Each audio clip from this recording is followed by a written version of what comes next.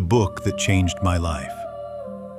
Much time may be spent on readings that don't inspire, but there's no denying the impression left by a book that is impossible to forget.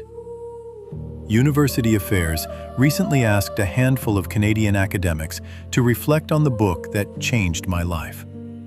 For some, a book's influence was partly situational, where they were at the time, and not just about the actual content.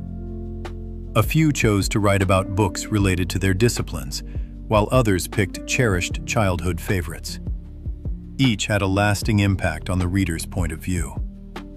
Squawk to the Moon, Little Goose, by Edna Mitchell Preston. You may be thinking, what is a children's book doing in University Affairs? I am confident that this is the perfect place and space for it. Squawk to the Moon, Little Goose was the first book in my childhood that inspired me to read and dream. It is the tale of a little goose who, night after night, watches the moon with great admiration.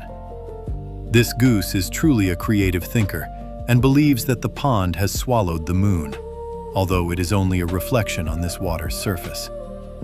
It becomes the springboard for the adventures of this little goose.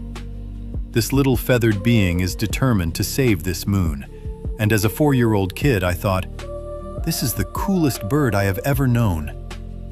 Books that spark the imagination and allow us to share in stories are what I value. I especially appreciate literature that facilitates personal and professional journeys towards action. You see, this children's book was the first step towards my own development of seeing the world differently.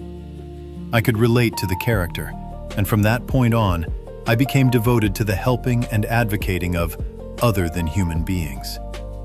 This term refers to our first mother, the Earth, and all of her children. Plants, animals, seen, unseen. This book taught me that I had a very important role in this world, and that my footprint really mattered. I have lived with these themes and living teachings my entire life. A couple of decades later, I still think about the antics of that little goose, and I continue to read material that fosters who I am and who I can be. Books do have the power to change lives. It certainly did mine.